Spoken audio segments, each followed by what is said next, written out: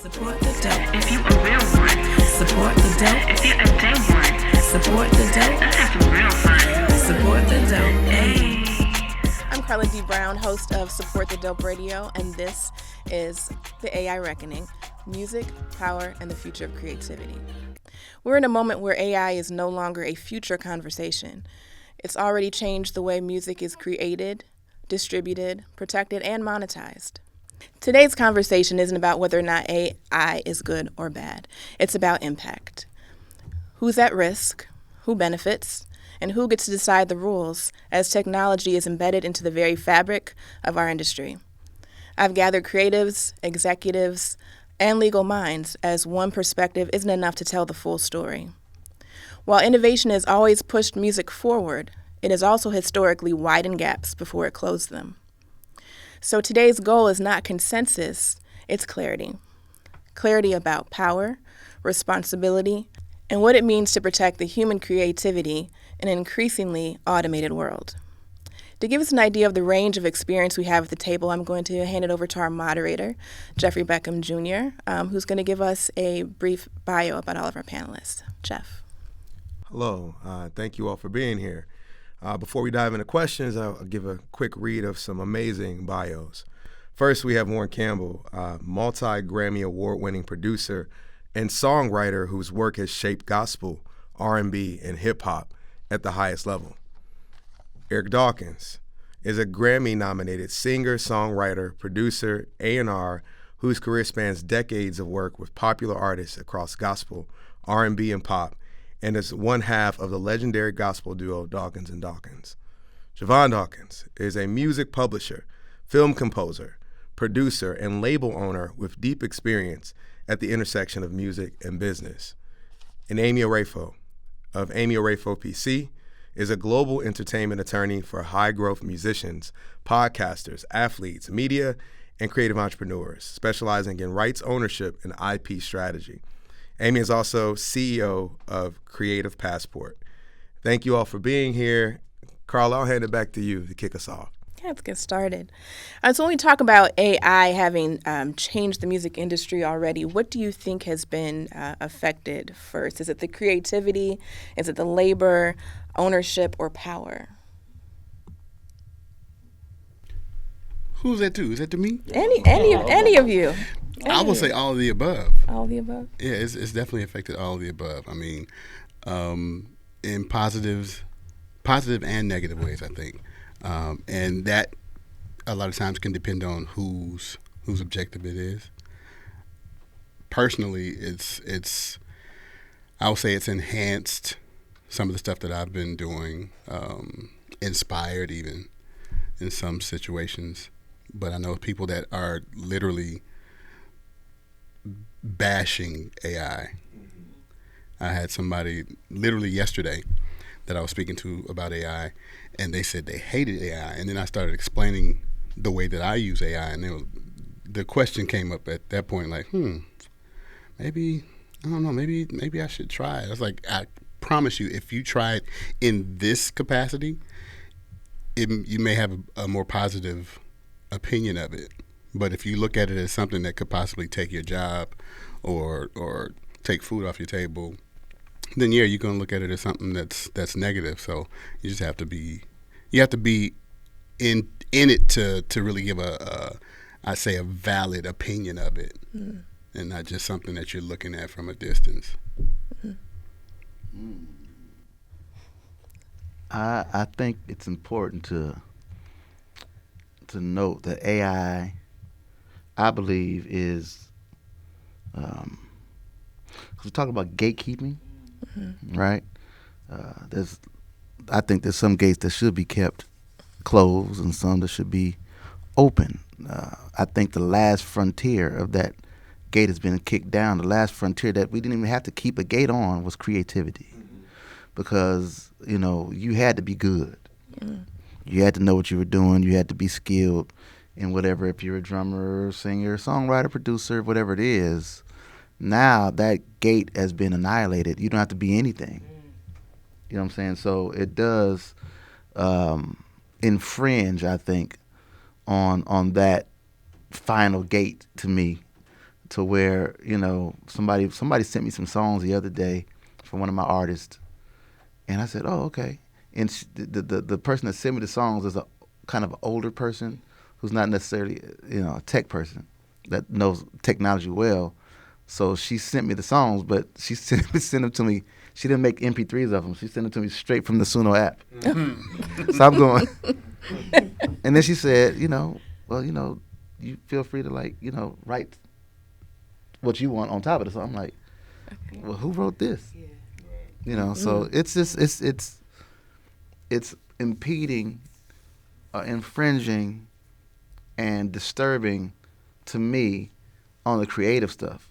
You know, the organic creative. Right. I employ all methods. I use AI for a lot of different things. But, like, you know, certain things I reserve, like, you know, for myself. Like, you know, you ever done a master class? People will ask you, you know, how you did this. And my thing is this. I'll tell you what I did. I even tell you how I did it. But I reserve the why I did it for me. And so, because why is my secret sauce. My why is, you know. And so I think AI is now starting to peel back the layers on even why certain things are happening. And that's all I have to say about that. I'm just so intrigued hearing all these creative perspectives. So I'm just like leaning in. But from the creative legal perspective, ownership-wise, and, you know, you told us to come and be real here. Yes, ma'am. So a lot of what I love to protect for our artists, especially our artists of color, even more narrowly, the Black community, is the very thing that people take away. You have to keep your intellectual property, right? So leading with ownership, we often give the very thing away that makes us money. You can't control something you don't own. So us knowing that if we're going to use AI, as was mentioned, use it as amplification. Don't use that as a replacement for the gift, right? Because you can't, like, you can get in the room, but can you stay in the room, right? Like, you have to have the talent. Use it for that case. And then when you do it, protect it. Like, that's the part we don't do. No language like work for hire. Cool, there are trade-offs in work for hire. If you get a producer fee, you give this, you get that, like, yes. But sometimes people are giving away things they don't mean to give away, right? So we need to know that's where on the business side it's very important to know, okay, at least you're informed. Sometimes a work for hire is good. You get a nice check. If it works out for you, there's no right or wrong. But I think on the ownership business side, a lot of people will be in the room and act like they know what's going on and give away the very thing that makes money for them instead of, like, raising their hand. You don't have to do it publicly if you're embarrassed, but come back and ask your lawyer or your manager or somebody on that side, what does this mean, or how do I get to the answers? So I'm always going to speak on the ownership, IP protection, right? Or even knowing what IP is, right? Intellectual property. If you hear somebody say IP, it means 4 types. It's one of 4 things. It's a copyright, it's a trademark, it's a patent, or it's a trade secret. Basically, like, you just have to know bare bones what that is. And a lot of people in our community, they want to keep us ignorant, but we have to know the foundation. We can't keep saying these labels and these people are doing what we have. The onus is on us to have a foundational understanding of the business and how you make money. Yeah. Yeah. We're going to make millions together. I love it. Everyone. I love it. As long as I get cut in on the deal. 10%. Yes. I agree with what everyone said. The like Eric was saying and Warryn was saying earlier, it's, if you can utilize it as a tool, it's great. But what I appreciate is the law that was passed in 2024. Shout out to Harvey Mason for helping with that and the whole Academy crew. Is putting that law in place to where you can now no longer take the Suno app or an AI app and say, make me a Jodeci record, make me a Chris Brown record. It flags it immediately now. Versus when it first started, you can say, make me a Chris Brown record, and it would give you stuff that Eric and Adonis and all them and Tank did for Chris on those projects, right? And now you can't do that. So some things like that need to stay in place, right? And those things need to, because the part I don't like about AI, even though I do use it in different forms, but the part that I don't like is I don't like non-songwriters now saying, make me a such and such song, and now you're a songwriter, now you're trying to get placements with labels. But I like for now that there's things in place to where it kind of blocks you to a certain degree. For example, and correct me if I'm wrong if there is one, I haven't found an app that separates the stems to where they're clean. Right, you know how there's apps now where you can load in MP3 or WAV, and it will separate it, but they're distorted, and we know it's AI. Execs know it is. So when it's time to go into the room, like what she said, you're stuck. You can't vocal producers. You can't show us how you did this. So it's gonna. So I like those elements that are in place that are blocking. That's what will separate the ones that actually use it as a tool, Right. and the ones that are using it as a crutch. Exactly. You know, there's a difference because even with those stems, there's some of the stems are clean, but for the most part, you'll hear the little staticky sounds inside those stems.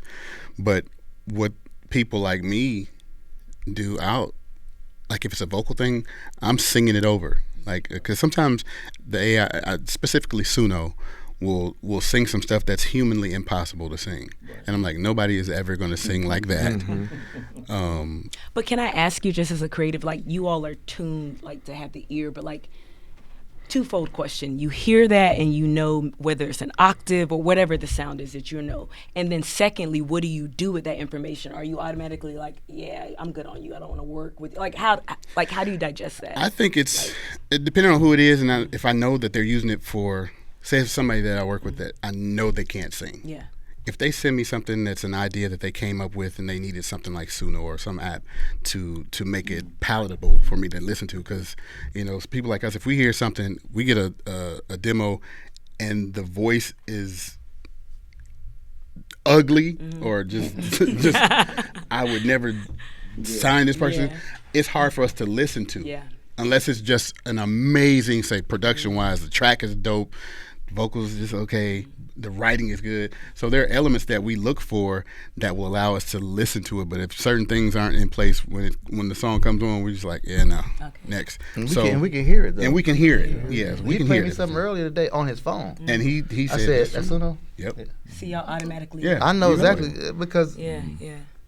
yeah. There's certain things that are it's just just Frequency, it's it's just all kinds it's a of stuff. sound Yeah. sonically that it's emulating, but it's you know the way it's generated, the back end of it, it's all exactly the same. So it sounds kind of like it's like it's not tape, it's not Right. something else, but it's this very specific kind of generated tone that it has. As soon as you hear it, you go like, oh yeah, I know. Just like when you see an AI generated picture or video, oh, that's AI. Exactly. Same exact thing. How you see it is how I hear That's it. a perfect analogy for somebody like me that does not know how to make music. Yeah. I wish my gift was to sing and write, but but like you know what I mean. So that analogy you gave, because the eye, we're trained to be like, oh, listen, that's a deep fake or whatever they're calling it these days, right? Yeah. But musically, because that's not a gift that like when you just said that, I got the visual. It's like y'all will hear it. Your ear is tuned because y'all are actual musicians. We see with our ears. And then like we see with our ears. I see you with my ears first. Yeah, let's keep going here. I love the thread. We know historically every major shift in music, really in technology, has promised access and efficiency. That's what they've promised. Oftentimes, community of colors are left out in that promise. We'll dive into that. But who actually has benefited the most from these shifts in music tech, and how might AI actually follow that or break that pattern? What do you all see? Can I be honest? Yes. Can we have a? I got to say, I got my Be frank. Hip hop has created more black millionaires per capita than any other anything, right? And so historically, in this particular country that has been set up for the black man to fail, because we're talking about racism, not and I'm not talking about skin color because that's prejudice. I'm talking about racism where you just don't want me to have what you have. You don't want me to have access to anything that you have access to. And when you have this many millionaires and young black people with money, and we don't need anything from you, that raises a problem. So I'm looking at it as, and I'm not even a conspiracy theorist, but I'm seeing the goalposts being just moved around every time we get here. Okay, let's move it over Absolutely. here. Let's move it here. And so when I'm looking at the landscape of how music is being consumed now, where the people that was making all this money before are not making it anymore, but then the companies that own everything, they're making more, way more. Yeah. And we're stuck going, wait, how are we getting the pennies? Yep. It looks just like, it feels like you just sick the dogs on me. Like you turn the water hose on me. Like you know what I'm saying? And I feel it. I feel it in my soul. Like, man, they're trying to, thank God I was in music. I started in 1998 as a producer. In 2028, I'll celebrate 30 years as a producer. And I was in it during the time when we were getting a lot of money. And thank God, you know, we saved a little bit of it, because now it's like, you ain't gonna get that again. No. We found a way to take that away. Warren, and that's can the way you I think say about that it. again? Because there's a lot. I mean, I have attorney-client confidentiality. I can't talk numbers all the time, but I'm sorry to interrupt you, but No, I want you leaning to into say it that, again. like, please let people know these checks do not look the way they used to in the 90s and early not even 2000s. close. They don't look the way. So somebody's walking around with my $1 million deal, not factual. They can say whatever. The only people that know about that contract is the artist, their lawyer, their manager, and their team. And the language is actually in the body of the contract. So they can go around and tell you they have a $5 billion contract. We clearly know that's not happening. But whether they're singing in a song or rapping it, I could probably count on two hands how many people are actually getting those kinds of deals in this time. We know the ones that are There we go. getting those It's a deals. handful of people. We know the ones Yeah. because like we were talking about before. Well, I don't know if we were talking. Me and Warren were on the phone with one of my partners, and one of the biggest things that we are advocating now is for ownership. Yes. Yeah. Owning your masters, or owning a portion of your masters. That's not something that has ever been taught Yes. to us as people of color. Like you look at you can go back as far as the Ray movie, the Ray Charles, when he said, "I want to own my masters." I want to own my masters. Because that's something that had never been done, and so that's why they were looking at him like, we've never done that before. Well, Absolutely. you're gonna do it now. Yep. Can you do it? Yep. Can you do it? Yeah. So now, and even seeing that, I think because it was, it was a recent movie, people started going like, can we do that? Yep. And not a lot of people even have the knowledge to know how to go about Absolutely. doing that. Yep. Unless you have the money, like a Sierra whose husband decided, I'm gonna buy her masters back. Yeah. Yeah. That's the only. It's like a dream. Like when people see that, it's like, well, he got all that money, he can do that. I can't get my masters back. So it's just something that we're doing now, making sure from the onset that we are securing the master share or share of the masters, if not the complete masters. I love that. Yeah. Because that's your only chance to make any To kind make of money, real yeah. income now. Absolutely. I never thought, I'm not old, but I never thought that publishing wouldn't matter anymore. Isn't that crazy? I mean, we have to live off of Sound Exchange. Isn't it crazy? That's really what it is now. Sound exchange or touring if you're Right, an artist. or sync. Sync can be still be nice, but that's yeah, a- you Can have. you that's a speak small more to pond, that? too. Because imagine like people watching aren't familiar with what that Good actually point. means in Very good context. point. So, I just Yep. So there's the master side and there's the copyright side, right? So the only time you participate in the master if you are the label, right? So if you've been signed your entire life for 20 years, you don't even know what that side looks like. That's a whole nother stream of income that you actually don't see. When an artist signs a record deal, you get what's called an artist royalty, right? Now, where the mix-up is that let's say your artist royalty is 15%, and the label puts in $2 million into your project, whatever. When they make $2 million, your 15% does now not start kicking in. Wow. You have to recoup at 15%. So for the label, that could mean, when we get to $7 million, then your 15% kicks in. So you may not ever see that. Wow. And whatever you didn't recoup on the first project rolls into the next one, and it just becomes this debt pool. Yep. Now, if you wrote on the song, you're getting your ASCAP or whoever you with, BMI, whatever, you're getting that side of it. Mechanical if you're producing from the label. And even that can be convoluted depending on what your point system is or whatever the case is. But the bottom line is if you're not owning the master, you don't get to eat from that master side, and that pays a lot more than publishing, especially now. So hopefully that, I try to make it shorter, but yeah. So we're talking a lot about, the misconceptions of how much people are actually making and who controls what. And thinking about that in comparison with our human artists and AI artists, should AI artists actually compete in the same lanes as human artists? Should they be in the same? No. Okay. Not Come at on, all. Eric. No. I think across the board we all agree no. Okay. No. Yeah. How do we foresee that?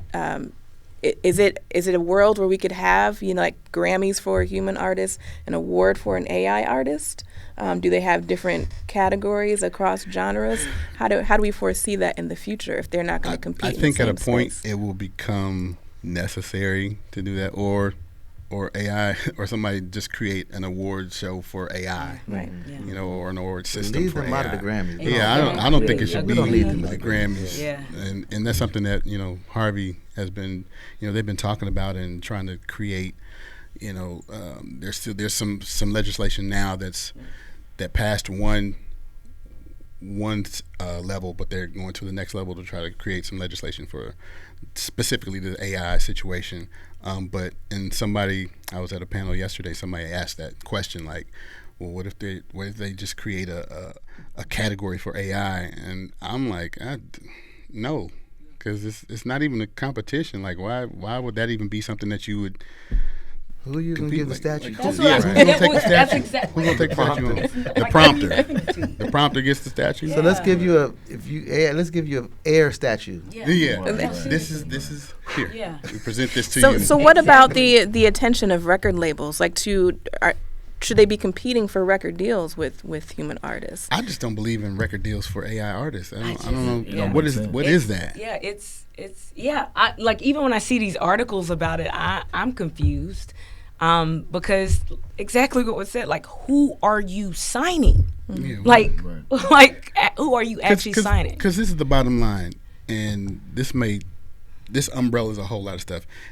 At a point, as humans, we are designed to feel, and when you have a favorite song or a project with some of your favorite songs on it that you ride around to and that you've been living with for the last 7-9 months, and you hear that artist is coming in town, you're going to Ticketmaster and getting your tickets. You want to go to that show, or in our case, we calling somebody because we know somebody that's attached to them. We just get free tickets. Slight flex. But we want to go. We want to go to the show. You want to experience your favorite artist or hear those songs in person. Yeah. There's never going to be an AI Absolutely. concert. You're not going to see the AI artist up on stage doing your song. I don't know. You don't know. You don't No, foresee even AI the hologram artists situation. like with the hologram? No, it's not the same. Yeah, it's not It's the the same. same. It's not. Same. That's not the same. So when they did the Tupac hologram, remember that? Yeah. Yeah, Coachella. I remember my younger sister was singing on backgrounds with Dr. Dre on that show. I remember watching it going, this is really cool. I thought it was cool. It's cool. But do I want to sit there and watch that for an hour or 2 hours? No. I know it's not real. I mean, there's nothing spontaneous going to happen if somebody yells out, "I love you." He's going to say, "I love you too." I know, right? Seriously. And if he does, run. There's nothing I mean, going to happen. yeah. but We have see, problems. I think we're thinking in the now, right? Like, as a futurist, as a person that builds tech, my brain goes, these models are going to get more and more advanced. We're training these That's true. models to be They're smarter. definitely going to Yeah. do The that. holograms will be able to reply in the same way when you pick up your phone. And most of the time, we're calling a big company now. There's an AI agent Yeah. and a bot That's that we're true. speaking to on the I have phone. an AI agent. So as these models get more complex, even the holograms themselves will be better and better. And no, I don't want to see a hologram live. I wouldn't pay to see that.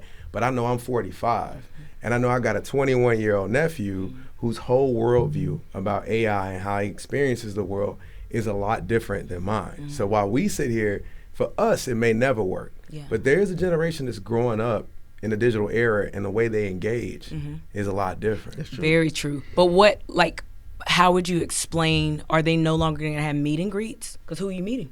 Yeah, I mean, Right? Therein lies some of the challenge and or opportunity to figure out what comes from that. But I also know that, I run an AI startup, right? It's a digital tool that connects young people to careers.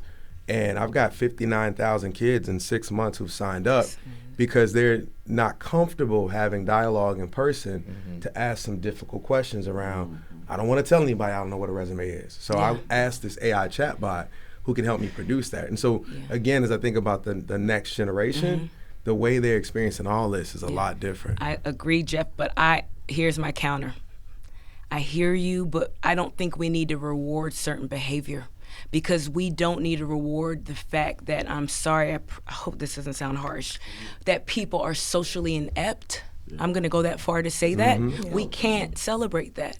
We can sit here and have dialogue. We're here, but our generation came from a place where we actually had to report how our day was.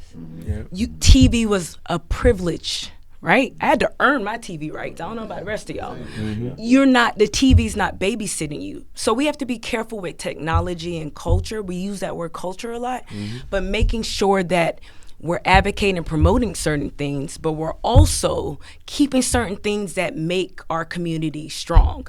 We have to, how are we going to tell stories if we have no stories to tell, right? So we can't use technology as the replacement for conversation. Like even how we were vibing here, you have like some of this generation, they're like, oh, I'm socially awkward. So were some of us, but we had to push through it, right? So we have to be careful. Like we have to be careful about that. So It's a perfect segue to the next question, actually, because I think that there's a conversation around replacement and or like using it as a crutch, or at what point does AI cross from being a helpful tool, right? We talked a little bit about this earlier. Like you still need the skills, you have to have the skills, and that's important to land on. But when does it go from being a helpful tool into something that undermines authorship, or in this case, undermines the connection components that are part of it, and who gets to decide where that line is? And I think this is what we're talking about. Who makes those decisions? Because all of us sitting here can stop what's happening in our own homes, but we know, you said it earlier, powers that be are sitting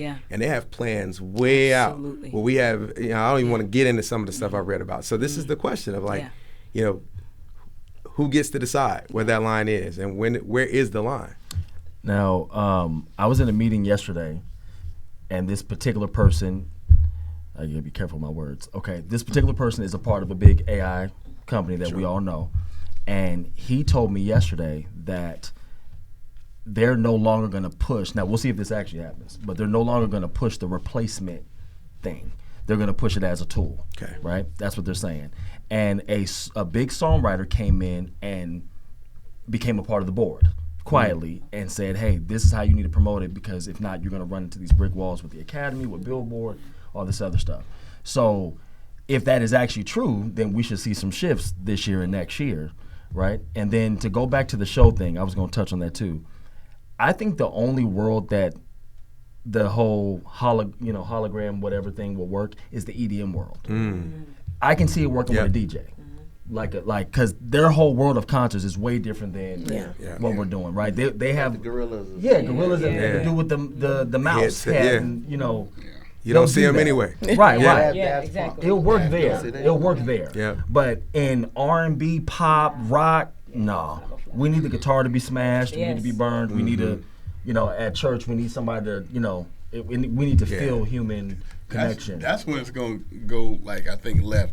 When there's an AI pastor that's scary.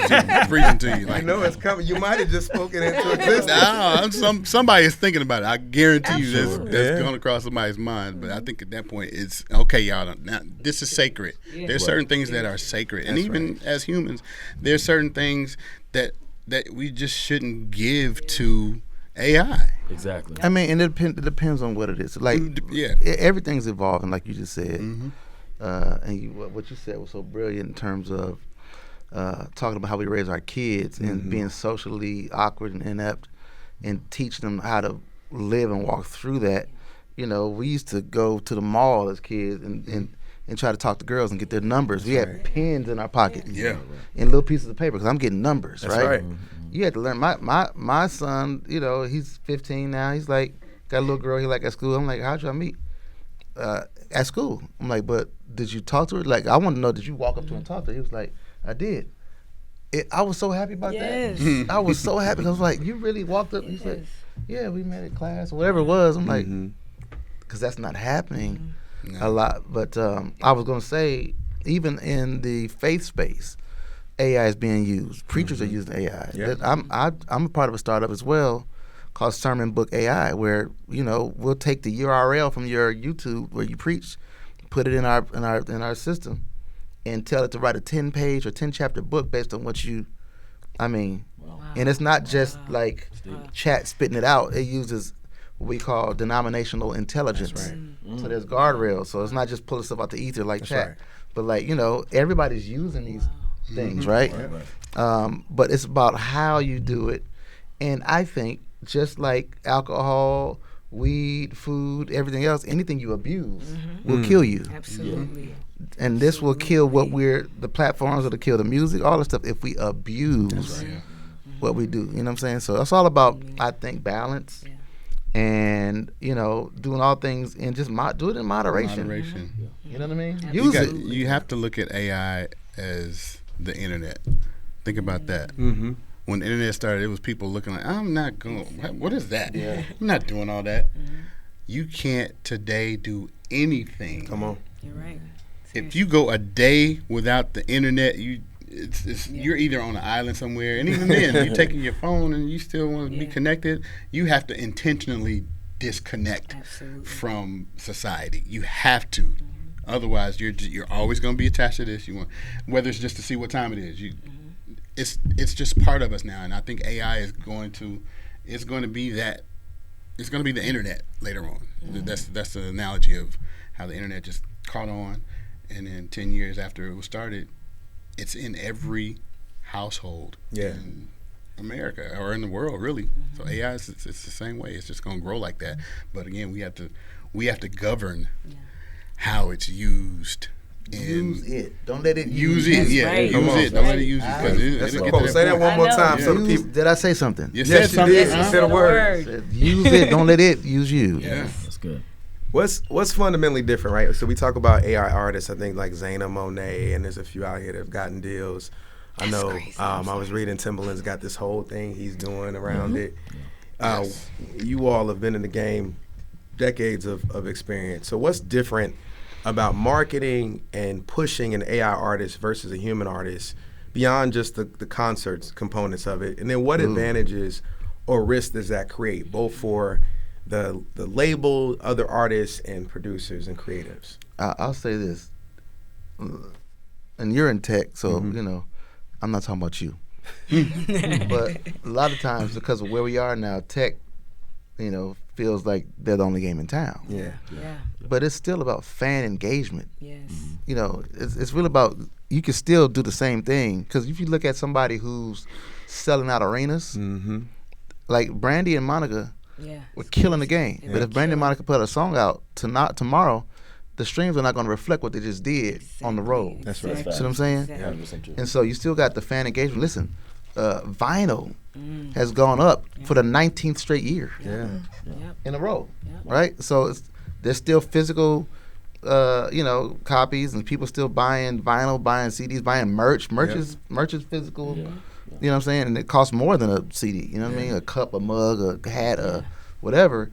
So I'm just saying, tech is not the only game in town. It's still all these other things. It's still about fan engagement. I can still do the same thing by physically going into a secondary market, going into Yakima, Washington. You know what I'm saying? And just cultivating 100 people there and going over into where are you from? It's a secondary market. I'm from Davenport, Iowa. Davenport, Iowa. Oh. Ain't nobody in that. Fun fact. Listen, you can probably throw a rock and hit Nobody. 3 black people. Let's go find them. Go in. You can still do these things physically, and still get more traction than you could with all the tech. Yeah. So you got to look at it as although it's loud, tech is so loud, very loud. But like my wife, Mary, they haven't put an album out since 2011. And they're still considered one of the top gospel groups ever. They've not put anything out since 2011. See what I'm saying? So I'm just saying it's not everything. Like, use it and, do what you do. But, just remember, music is still real. And it's made to make you feel. And we've seen that the last few years. If you think about, the new generations that's re-engaged with Usher's music. And the national gospel tours that have been selling out across the country. Killing it. And Jeezy, right? He sold out shows all over the U.S. with an orchestra because it was still about the music and having 101 people playing music live. Yeah. So I think that's important. I'm gonna be the devil's advocate and say one of the plus sizes of the AI artists. Not the devil, Egg. I'm said as advocate. Don't advocate for him. once I finish advocating, I'm gonna put him back in the He's an adversary. Don't advocate for him. Come on now. You know what I'm talking about, Warryn. But the plus side of the AI artist is it's never going to complain.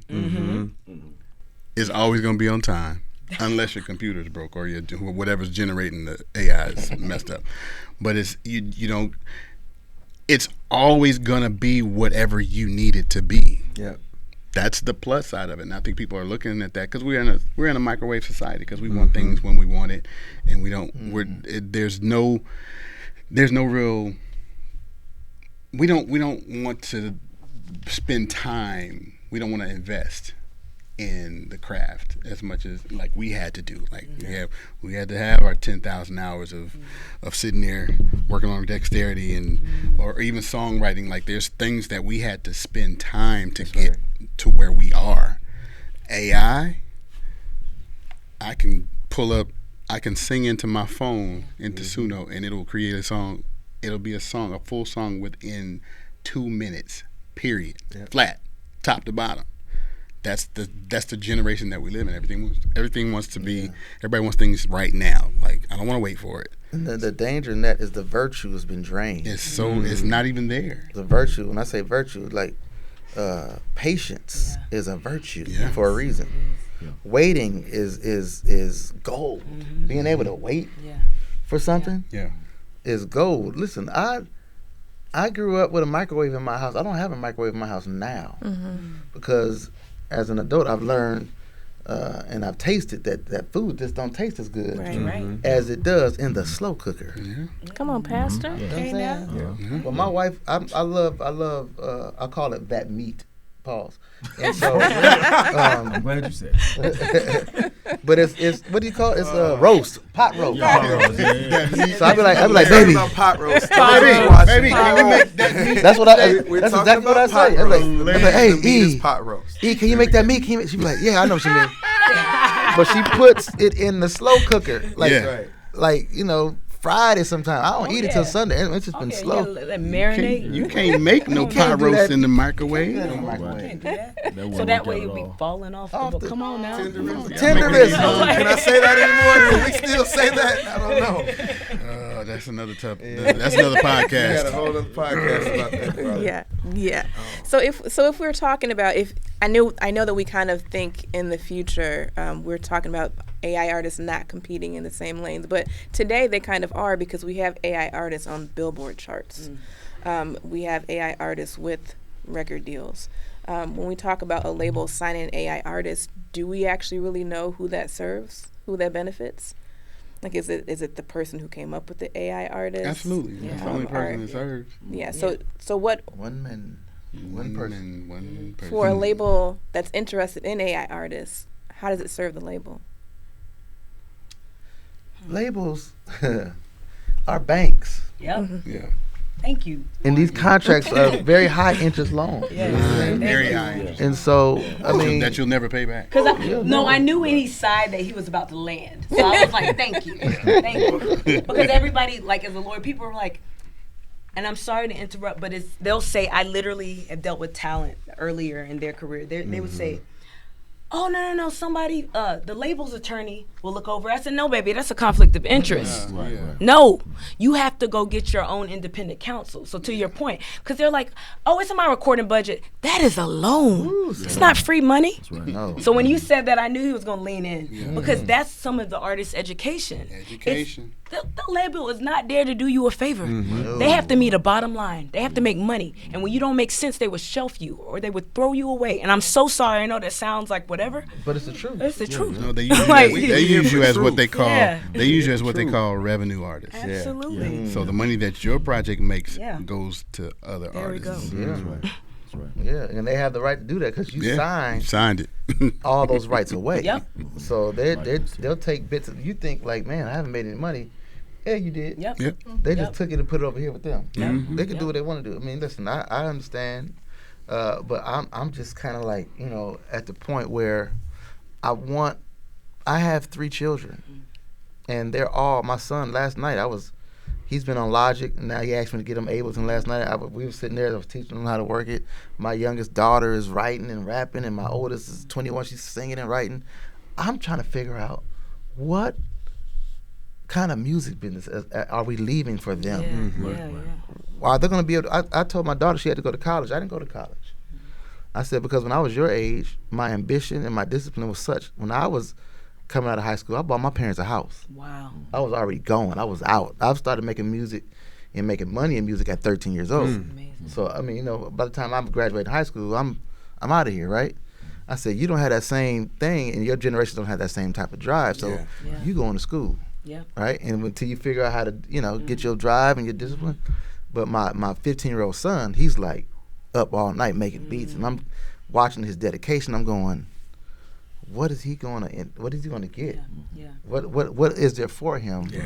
Because it ain't what I had. No, seriously. You know what I'm saying? And I'm severely concerned about that. No, seriously. When you're saying, I'm just listening. I'm like, even look at the consolidation of labels, right? Yes. Like every day we're Warner hearing, Brothers. buyouts. Yep. So when you're saying that in real time, we're experiencing. It's like when we grew up, they had a gazillion labels, and you had before it was Island, and then it was Def Jam.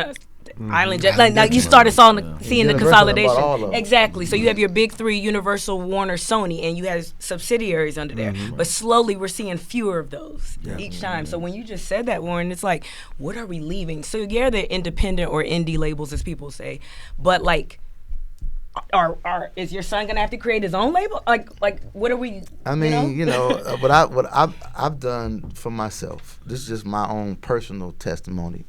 About 15 years ago, I moved from a production company to a actually full service label, and we're flipping that again to another part. But I decided, okay, I love the music business, not the record industry. So I can actually create my own music business by creating my own model. So my kids, they own my label. That's what I'm talking Everything that I've done, you know, all the different masters that we've done, that we own, they own all of it, or the family trust, whatever. You know, but like that's how you. Your life That's how plus you do it. 75 years. Yeah. Right? And so it's theirs. So they have a base. You know, the studio that we're in right now, I built this place 13 years ago, right? And it had my kid's name on it. When I sold it, you know what I'm saying? They got money in their accounts. You know what I'm saying? So everything I do is for them. I'm just wondering about, so financially they're going to be fine. Yeah. But when they're creative and they got something in their hand that they just created, and I'm like, I want the world to hear this. Is there a place? Is there a, you know, a machine for them now? You know what I'm saying? Like what's going to be in the next 5 years? That, you know, I remember being at Death Row years ago. It was the funnest time because we would do a song, and I wasn't a producer or a writer back then. I was playing keyboards on all the records. The guy showed up with a drum beat and said, "Can you make up something to that?" I was writing, just didn't know I was writing. That's a whole nother story. 17 songs on All Eyes on Me. Wow. If you listen to All Eyes on Me, anything that says produced by Johnny J, Johnny would come in with a drum beat and maybe a sample and say, make something up to that. I'll do bass lines, chords, and all that stuff. But the fun part was we would do that on Friday.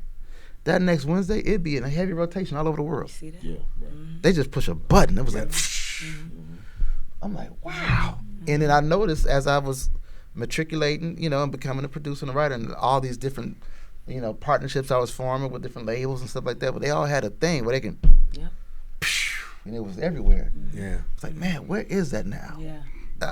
I don't think we're going to have that per se. Wow. Well, that still exists. It's just not. It's not in the same.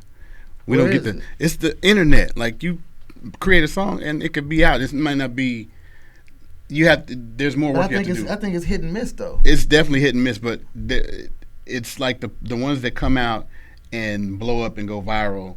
It's far more few of those than there was of the artists that we worked on back in the day. Like you worked on 15 projects, 10 of them have a great chance of going number one or at least top five. Absolutely. Exactly. Now the market is so saturated with things that What's the number? I heard it was 800 songs a day are coming it's out. something crazy like that. But that's 1250. that's the part of it that I was saying. 1250. 50 A on day. average. That's the New part of what I songs was saying. per It's day. instantaneous. Per Like day. somebody push a button. Like I Spotify made a alone song songs. this morning. I want it to go out. Here, I'm gonna just upload it, and it goes out. And so, if you have the followers, then of course your followers can hear. But even the numbers, like your followers, doesn't That's equate. suppressed. Yeah. Yeah, it's suppressed. Yeah, It's like you have 4 million followers, but maybe 150,000 of them will hear what you just put out. Very true. You know, I it's mean, you just a can thing. unlock it. You You pay. That's for what I'm ads. saying. Yeah. This way, you can do that. But like, if you don't know that stuff, that's a whole everybody- other. yeah, that's what I'm Like you saying. said, That's what I'm Because saying. we're about the to lean education. in because y'all said something, but then it talks about, it goes back to IP and data. There you But go. it doesn't matter because the data lives on that platform. So how's that benefiting you? How are you going to market to those people, That right? part. So it's just layered. So now you're giving, we're not going to mention specific platforms, but you're giving said social media platform more data to feed, more ads to sell, more money to make themselves, and you're not collecting those 150,000 email addresses, Exactly. which you can market to them directly. So it's just, and that goes back to the business side. Education. How many people don't know the business side and were kept in the dark on purpose? Yep. So we can't claim ignorance about that point at this point. Some of the first people could, but all of us can't be the system got me after a while. You know what I'm saying? You heard that. Like after a while, you have to. Yeah. After a while, you gotta man them and go like, okay, it ain't the system no more. ain't- It's my Yeah. willful my- ignorance. Exactly. It's my lack of Like, studying. yeah. Yeah, there's a drive to it because, and I love what you said. Yes, a lot of information has been kept from us on purpose, intentionally. But if we talk to most of our friends, all of them just want to be creative all day. Yes. I say it all the time in my master classes. It's called she knows, she was in the class. Music, it's called the music business, but everybody want to leave the business out and do music all day. I was studying copyright law and publishing at 15 years old in Tacoma, Washington, where there's no music industry outside of rock. Unless you was in a rock band, you wasn't making it out of Washington State unless you were traveling. Yeah. That wasn't considered normal at the time. Everybody wanted to have the hottest beats, the hottest vocals. So that's the real problem. Yeah. We don't want to. I was on the phone with a friend the other day. He's never had a checking account in his life, and he's 46 now. Wow. Shoebox. Wow. Cash in a shoebox. And had no interest into it. Yeah. I had to literally walk him through, hey, let's set you up a C Corp and let's get you a living trust and let's, right? You need this. You got 8 kids. You got to do something. Yeah. Wow. Wow. So, right, a lot of kids, right? Wow. So How those long have stories you been his exist. friend? You know what? 20 years. And I've been were pushing. Blame Were you there? Were you Hold on, man. Hold on. He's like, how am I like? How long have you been in his life? Well, 20 Pastor years. gonna hold him accountable, right? 20 now. years. No, Not the and call. he never listened to anybody. he listened this time though. Yes, glad because you I'm did. literally taking his hand like, Yeah, all right that's now, good. come on. Yeah. And I'm following up. All right, did you do what I said? That's good. Right, so. That's But anyway, crazy. but yeah, we have to be intentional about wanting to learn Yeah. Yeah. the actual business, you know. So, Absolutely. yeah. Yeah, you guys have y'all been on it, and this is great. I think let's get into IP a little bit. Let's talk. We got our lawyer here to kind of help us Everybody navigate get this, right? Because what you're talking about, I mean, what I can hear is consistently about the through line and thread is ownership, Yeah. right? How do we think about ownership? But in this world, and specifically around intellectual property and ownership, how does that change when music's generated or co-created by AI? And are current copyright laws even equipped to handle this? You see me nodding my head already. I'm going to say what a lot of people won't say. It's still the Wild Wild West. Yeah. If they would just admit it. Our AI moves way too fast for the laws and policies to catch up. By the time they catch up, they're being some different iteration of AI, way behind. So then we have to figure out what we're going to do about that. Because basically, if you look in the Constitution about the copyright law, it is something that was intangible, meaning an idea. Like, you can't copyright an idea. It has to be tangible. So you all write a song, pen to paper, their lyrics. That's what he was saying about a musical composition, right? They're two sides of a record, sound recorded musical composition. It is now a tangible song. Somebody takes a picture on their phone. You're a photographer. Who do you think owns that copyright? The person who took the picture. A lot of people will say, oh my gosh, you took the picture of me. Like no. The only way you transfer that over is if you're like, hey, can I get a release? Like, and then the release transfers the right, because you can only transfer a copyright one of two ways: outright sell, work for hire, or a transfer or a license. For 2 years, can I get $200 and we get it back? It reverts back to me. But if you don't do it that way, the person who created the work is the copyright owner. So at bare bones, it starts there. So who in AI? The person behind the machine created it. But what if they went and took Beyonce's vocals? That's infringement, right? So it's so layered. Like, that's why in Beyonce's brand and people like that, by the way, you all don't mess with certain people. Don't mess with a lot of people, but don't mess with certain people. 30 minutes flat, you're going to get a cease and desist or takedown notice, because that's what enforcement of IP looks like. So we need to do that, but everybody doesn't have, you know, the money and the capital that Beyonce or somebody else has. But she plays no games. I'm telling you, like, what I've seen from people. Within 30 minutes flat, you go on YouTube if you want to. I bet you Sony sent you something, Columbia sent you something, right? So, but at the bare bones is knowing what it is. We've all talked about education around it, but then if that's the case, it's nuance. These laws may change because technically it's leaning towards AI, there's no human. But copyright, I've heard back and forth, is starting to go to court with cases. Does it require a human? Because technically in the Constitution, does it say that? Or does it say a tangible work of authorship? Who is an author? How do we define that?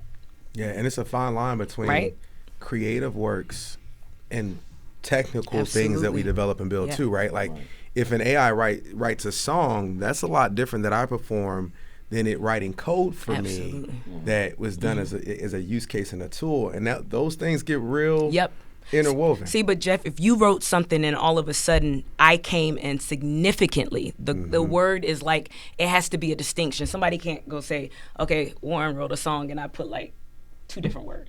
Right? It has to be, that's what leans into derivative work. That's the only way you get a new copyright. It has to be a significant or major change. So if you went and did that and I went and just shifted it up, that's why a remix is a different song. That's right. Right? Because you change some of the vocals, you change instrumentation, you added a feature artist, completely different song.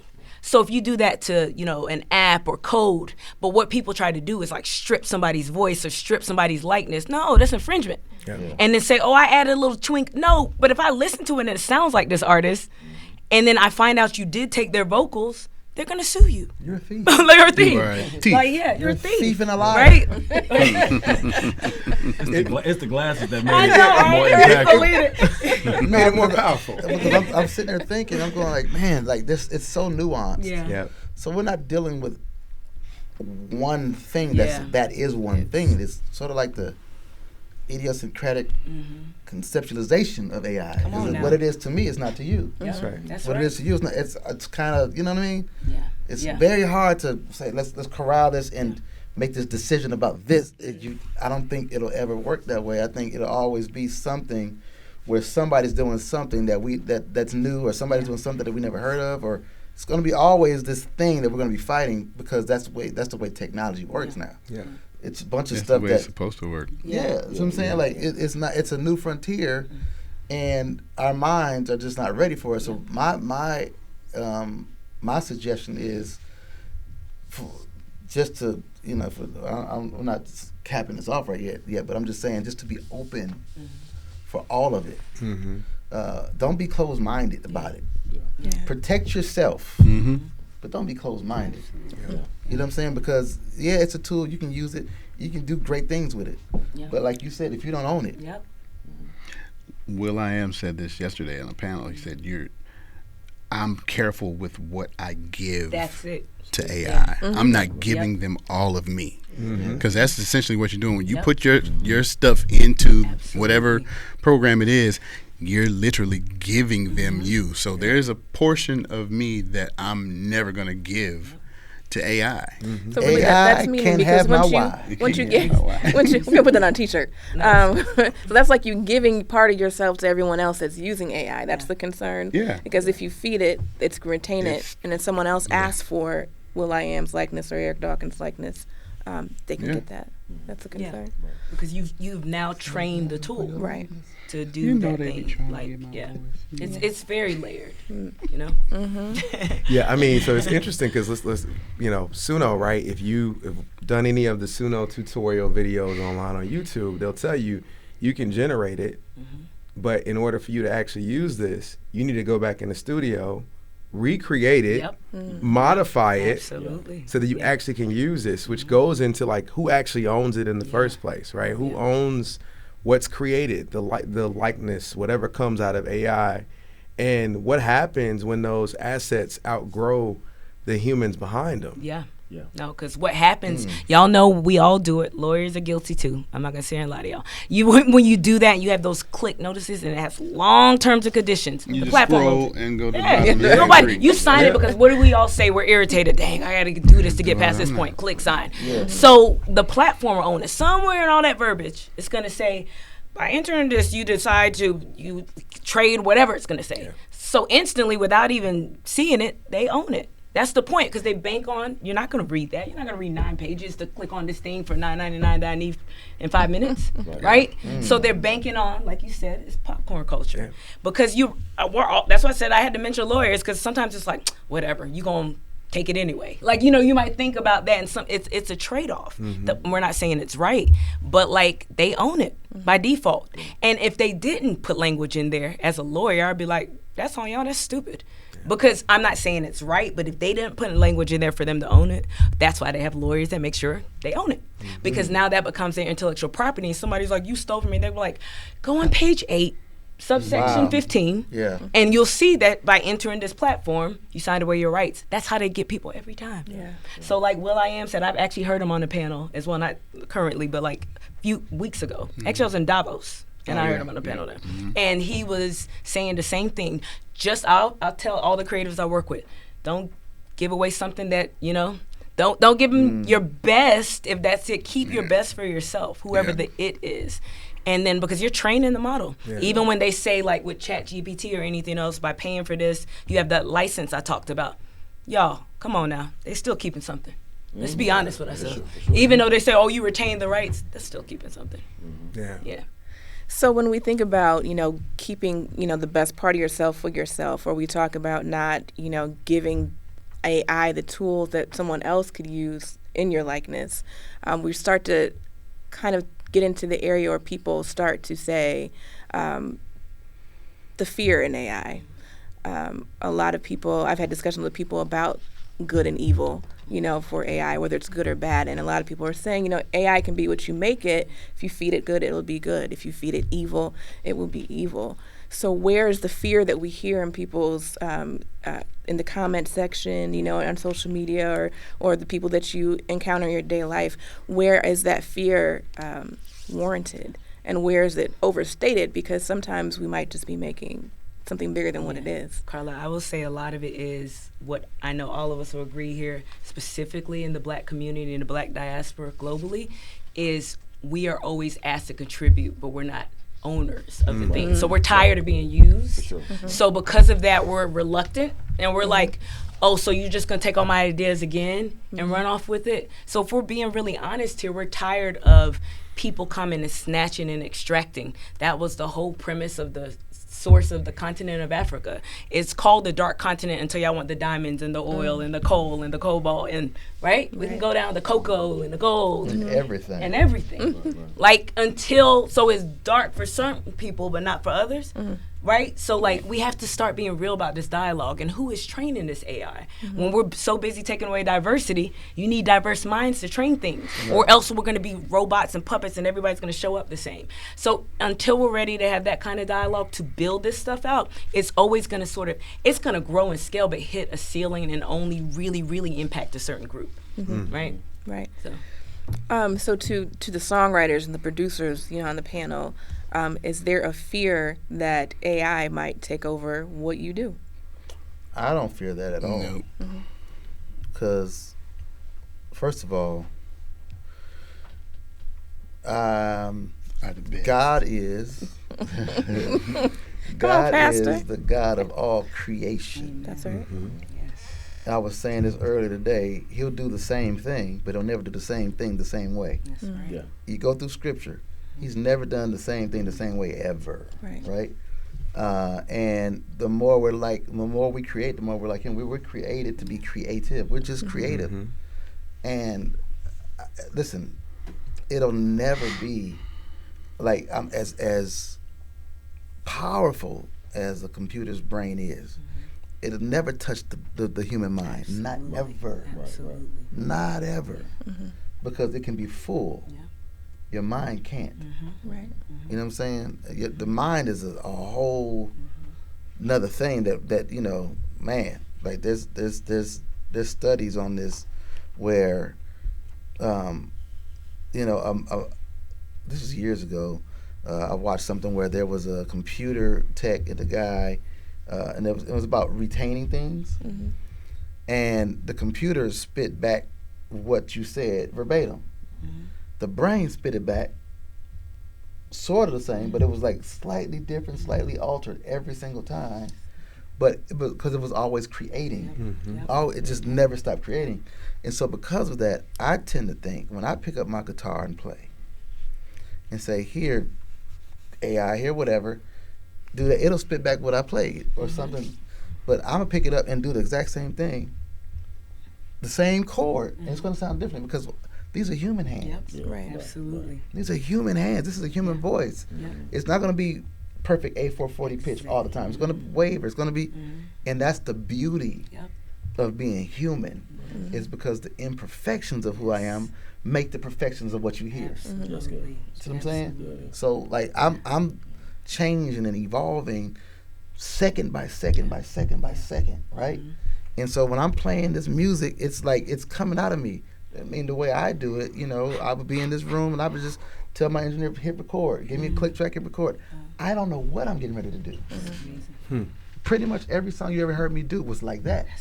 I came in here with a click track, tick, tick, tick, and I sat down at the piano, or on the drums, or on the bass, or on the guitar, just played whatever came to my mind, right? I can come back in here and play the same thing again, and it's going to sound different because I'm human. So I don't think it'll ever be where a computer or AI, a program will ever be able to do what I do. At best, it can mimic. At best, it's a masterful counterfeit. It is. So, amazing, right? I think God's first act, Genesis 1:1, in the beginning, was creating, right? And in thinking about that, right, there is the human component that a computer can never replicate. Computer can't love you. Computer can't love you. Computer can't rub my neck. It can mimic. It can mimic. But it cannot replicate. You have to take the picture. But here's an uncomfortable question, right, for y'all, for all of y'all at the table, because you all are in it.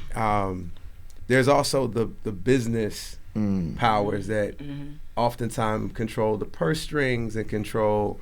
You know, we're in this American capitalistic society. The dollars matter right here. So if AI becomes cheaper, faster, and more profitable than humans, and it mimics pretty well, and people have shown an inability to wait for the pot roast to cook, right? The time it takes to make something special, the attention spans have gotten real small. What then happens to the people? I'm interested in the creative perspective. I'm just going to talk business more so. And I know this isn't easy before people be like, oh, it's easy for her to say. We're stronger when we're unified. There is no music business. There's no film industry. There's no whatever without the creative. We got to remember. That's right. So standing your ground at certain points, it's just like you mentioned, somebody being in the room as a songwriter on that board, right? Things like that. We have to let people know what it's really going to be like, you know. So being unified on that front, I'm not going to say it's going to work every time, but it makes it harder for that record label owner who does not have that gift, cannot sit and record and play the guitar and play 4,000 instruments like all these gentlemen can, right? Like you can't tell me. So after a while, the purse strings are going to have to listen. We have to make them listen. And I don't know if we've ever really truly done that.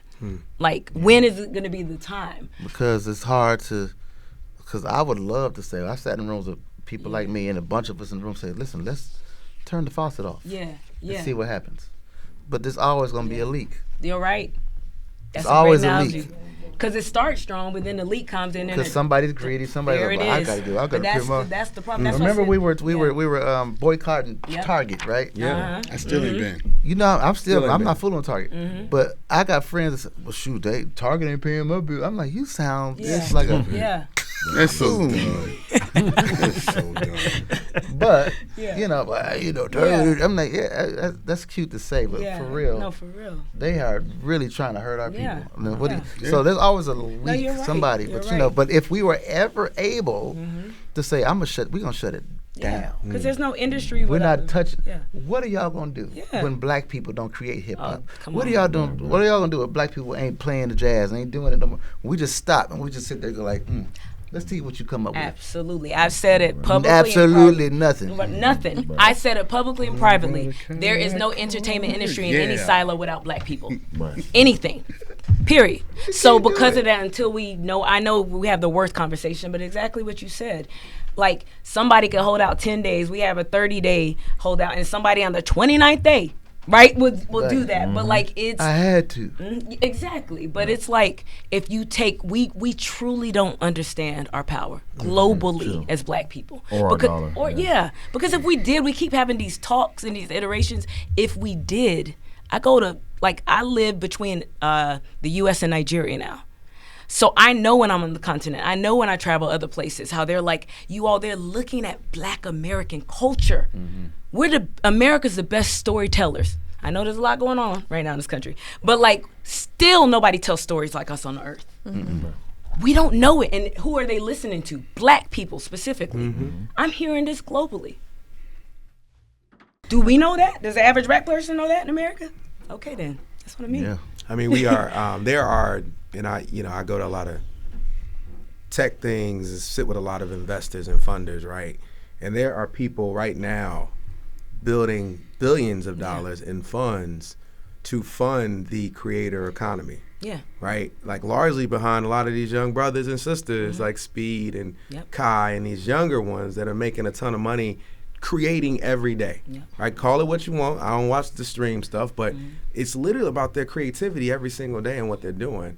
And they're putting billions dollars. They already say that's the next frontier of what music has been historically for the country. They're going to put the money there. Yeah.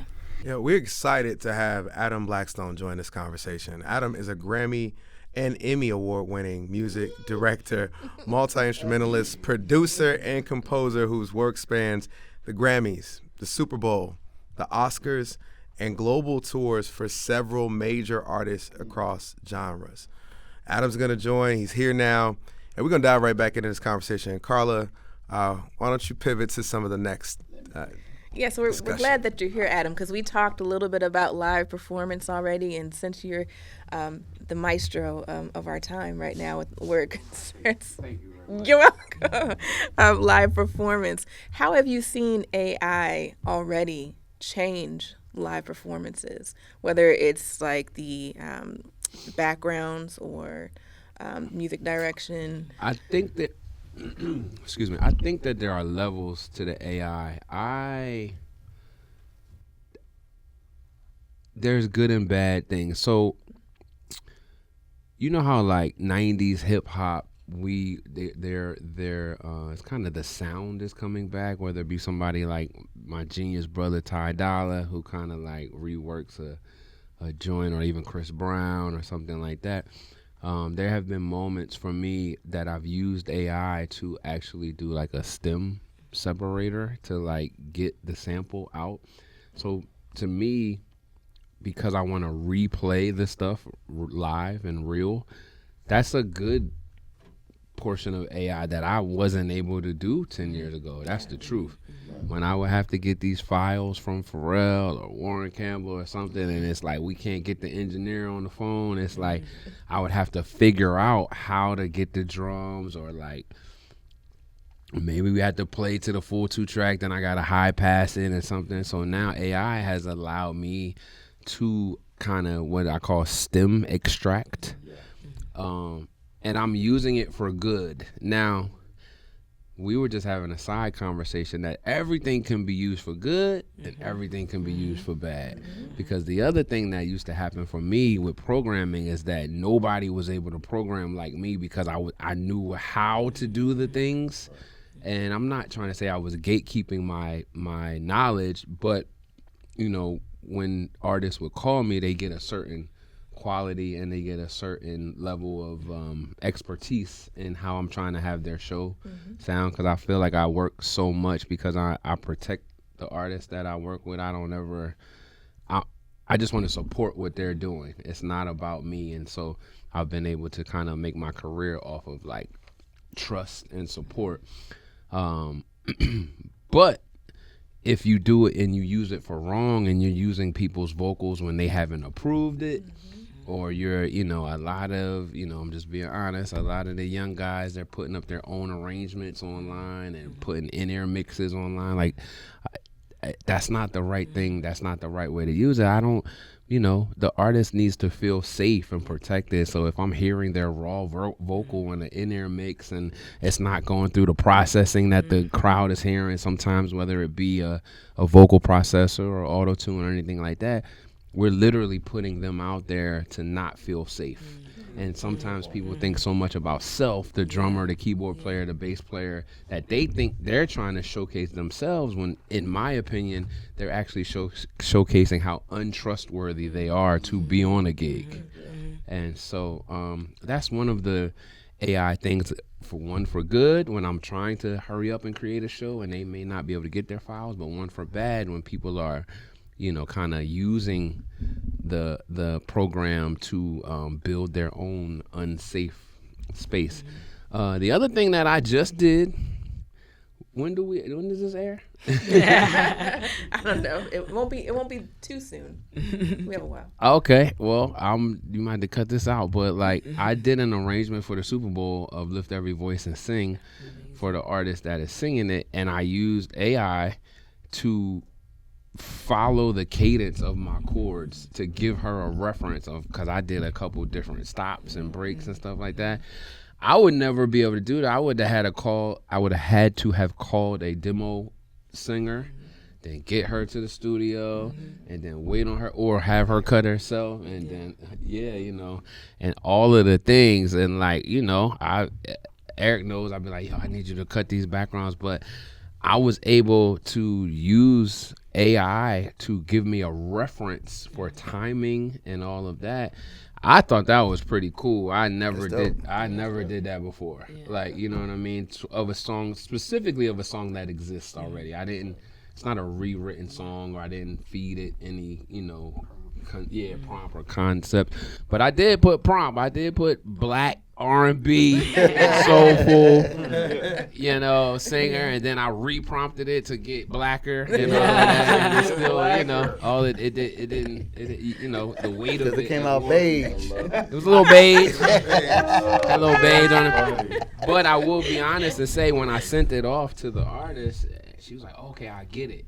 And then she sent me her voice back, and it was her voice and better and feeling and heartfelt and all of the things, but it was able to give her a guide for what. And I, again, like, you know, 5 years ago maybe, I don't think I would have been able to do that. I would have had to say, give me another week while I fly to this singer that I think sounds like you, or whatever. And then there's one more thing. I don't want to be the for good AI guy, all of it, but I have a bunch of old tracks laying around. You about to say what I'm doing. And so there is a way that I've been able to have my own idea, you know, my own drum track, my own chord structure, my own loop, that AI definitely, you know, might bring it to 2026 a little bit and give me a different inspiration of an idea that I already had. Not feeding it just C major and writing it down or something like that, but just kind of giving me, you know, I was in when I was just coming out of college, I was just in my production bag crazy and doing, we all probably have done 10, 20, 30 beats a day where it's just like put the idea down. And I'm interested to, and never did anything with it or, send it out in the beat pack and it didn't get chosen or whatever. So that's one of the things that I'm trying to look for the positivity in it based off of what I do as a real musician as well. Not necessarily how people can use it for bad, but like I want to see how it enhances my workflow, because when I do have to cut that demo singer, that's 2-3 hours out of my day that I maybe could have been working with another artist or doing something, so I'm not super opposed to it if it's used for good. So we asked a question earlier that most of the panel I think answered, but since you're here now, do you foresee a future where people will attend like a live AI concert? Yes. You do? We Okay. we do it now. We Okay. just don't know it. Okay. You know what I'm saying? Explain that. Yeah, there's some vocalists that are not singing. There are some. We did that before. That was Milli Vanilli. I mean, then No, Do she's you talking about think- the AI, the the AI AI artists. artists themselves. Yeah. Oh, the person Yeah. of it. Well, I'm saying person, but like the black girl, the real pretty fake black girl. Yeah. Right. That person gonna have a show, a tour. A tour? Now that I don't know, but there's a station in LA that plays all AI. Nothing but music. AI. Are you music. serious? Oh, I didn't know that. I No, didn't know it that is. either. Yeah, and I said I was in the car the other Secular day. and gospel, because my wife has the one that plays all the gospel stuff on, and I Man, one day I was listening like, to a country song. that's I said, not this lyric is incredible. I said, then I Shazammed it, and it was like the Blues Alley, Suno something. Yeah. And I was like, yo, that's crazy. So I was looking up a song to find the artist to be like, this is a well-written written song. The production was whatever, and you could tell it was kind of, generated. I'm going to use that word. But I was like, oh man, that's a lyric. It said something strong too. It was like, I love you not because, not because you're flawless, it's because you're honest. Wow. I was like, Yeah, I never heard that like that before. You know what I mean? Talking to your girl, your guy, whatever. And so I was like, who wrote this? And it was full AI. So I don't know about the tour thing because, I'm such a tech geek as well, where it's like, I'm going to still say yes, because the other thing that allows us to do is not go to the show. If Netflix says we're going to do Amazon, says we're going to put up a 60-minute show of whatever, and then you don't go to the arena and you quote unquote get the same experience, which you won't, but it's like, I was just asking Warryn and Eric, like, it's our job and our responsibility. Y'all kids are a little older than mine, but it's my responsibility to make sure my children know the real musicianship that has existed, and not just get caught up in what might be on the radio or what might be the trending. But you know what? It's going to be their choice to make. So we have, like you said, we have to teach them now and then. Whatever they decide later on, if they want to follow the AI train and do all that. The other thing that we can't ever escape, especially in our culture, is church. So it's like, ain't no way my pastor, I seen something crazy the other day, but ain't no way a pastor gonna get up there without the organist. You know what I'm saying? Right. So it's like, that's a whole nother thing where it's like that keeps our musicianship alive by being church dudes. There was a conversation too, and I think this came out about being careful about what you train to model. And I think like really diving into that, and you spoke to it a little bit around not giving it all of not you. giving it everything. But even in that, like there's a danger to giving it a little bit because it's learning. So I think as we think about the future, we just got to be really cognizant about what we're giving it, what we're allowing it to learn, what we're putting in it. And I'm appreciative that you guys are working with your kids to understand real musicianship. And there's a lot happening in our country right now with young people. They call it like being vintage. We talked about vinyl, the rise in vinyl. There's a real thing about deteching getting offline and experiencing things. And I think that's a positive trend that we should continue to push for our young people. Yeah, I mean, now what I don't like in a concert, I play a lot of concerts, and like people are not in the moment. They're not. You know what I'm saying? Yeah, it's like, and then they record in the moment, and then I'm like, well, what you really do? Yeah. Like even in my head, just afterwards, I'm like, you're not going back home to rewatch. So like, what are You we? just taking up space Yeah, on you your taking phone. up space, and so No, like, actually, what they're trying to do is put it on social media to show people they were there, but you weren't really present at the show. you're not Like, really so it's present. like, So there's people like Dave Chappelle and Bruno Mars and it's like you can't even do that. It's not because they don't want to be seen. Not they don't want to be want seen. you to have They the want you to have the experience, and what they're saying or singing is so important to them. They want you to have that same level of importance to what it is. So, you know, the phone thing is just very, very interesting, man. We're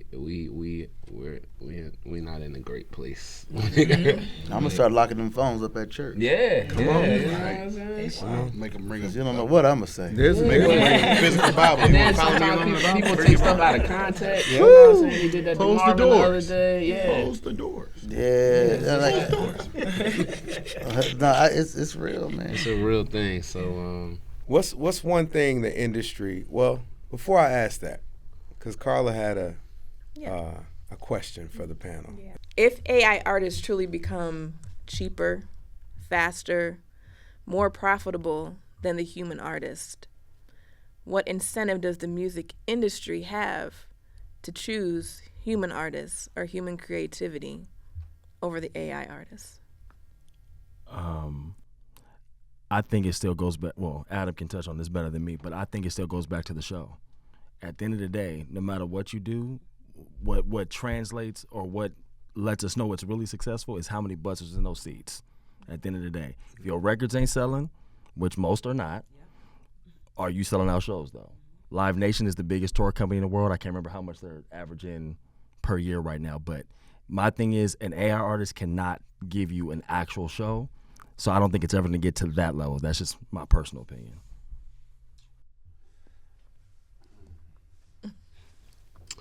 the incentive behind, I'm sorry, you about to say something?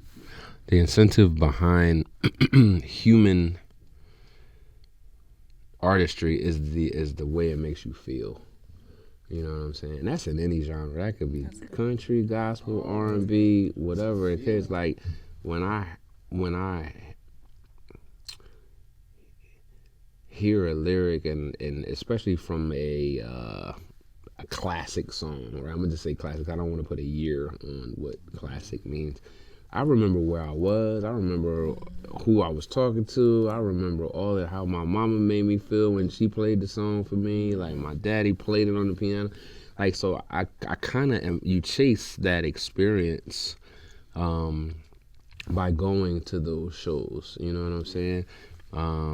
Two tours that I can just think of that I was able to kind of work on in a very nostalgic way was Brandy and Monica just did Boy Is Mine tour. We hadn't seen Brandy on tour, I don't think ever. Never seen As her. far as a tour, she has done shows because She she's was on tour when she was from her first record. Oh, That's when where I met was in her. her band, we toured 3 years straight. I mean like Full Moon. Oh, None of that. all She of into that. it. Like, you know, the album that like literally changed my life. Yeah. Like I sat in my parents' garage and listened to What About Us, and he is from front to back like for I think 3 weeks in a row, and was trying to figure out like what is going on. When people and myself found out she was going on tour, they want to experience that nostalgia. Yeah. You know what I'm saying? I ain't just saying this because he here, but everybody know I exclaim Mary Mary, my favorite group of all time. So it's like I be fighting with his wife and my sister Tina to be like, if we go and do Thankful, the front to back, the people are gonna go crazy. You know what I'm saying? A show of just thankful. Yes. That's what I've been saying. So, but you the husband, they might not listen to you. I don't know. You the producer. They don't. So They only sing 4 of them songs. no, it's like, you know, so it's things like that. Chris Brown, you know what I'm saying? Like him doing stadiums and like really it feeling like Jill Scott, I worked on Jill's new record. It's 11 years. She hasn't put out music in 11 years. So people are really, again, but I got to go back to this. That's us. We kind of 35 and up. You know what I mean? So we are setting the trend to continue to go to these shows. I am working on Miss Cardi B coming up, and those young kids are going and buying those tickets. There also is a trend now, too, of people announcing shows way earlier so that the ticket sales can accumulate, I guess. And that also never used to happen either. It used to be like, yo, in 2 weeks. But now it's like, she going on tour. Bruno Mars, he said, I'm going on tour. When does it start? July. What? And then it's like, it's like this build up because you just don't know. My 14-year-old daughter's asking me, can she go to Camp Flognaw? That's Tyler's joint. That's in. But she knows she can't go. This is she's 14 now, but when she was 12, she was asking me, can I go when I'm 14? Oh wow. Because she knows it's coming. Yeah. Wow. Yeah. Wow. I was like, you can't go now, but yeah. You definitely can't go now, but yeah. So I told her she's 15, she can go. Yeah, but she said, Dad, I got one more year. Yeah. So it's just interesting, I think the value is the feeling that the music, the value in going to a human concert is going to be the feeling that it gives us. Me and Eric just did Kurt Franklin last live recording. It's like, it ain't no AI that could experience church. Yeah. You know what I'm saying? It just can't do it. You can't do it. So I hope it continues. Again, like it's going to be stuff that's used for good, but it's going to be used for bad too. They're already using AI for bad. You've heard those stories about a parent getting a phone call saying their kid was in a car accident. Oh no! Oh yeah, and it being they actually cloned the kid's voice, so it sounds like the kid. They put them on the phone and they tell them they need X amount of dollars for something, and they end up scamming like older people out of a lot of money. That's wow. There's a special dark place in hell for people who take advantage of older people and kids. Yeah. So that's actually been going on probably for the past year. So that's scary. You guys are alluding to something, and I think it kind of pivot back here a little bit. What's one thing the industry must get right about AI in the next 2 to 3 years to avoid long-term damage? You got to get the ownership piece right. Yeah. But how do you do that, Warryn? If it's creating, and I'm using creating, as everybody can see in air quotes, like creating an original work.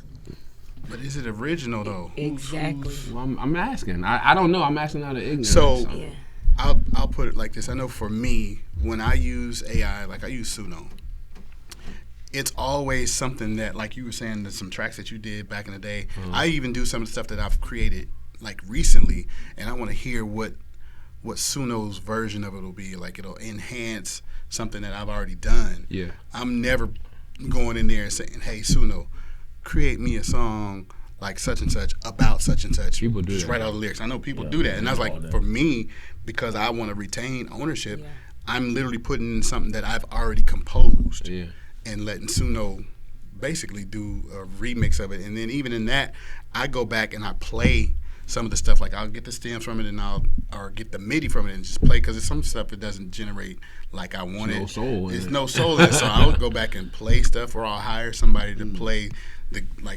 Suno's great at guitar stuff.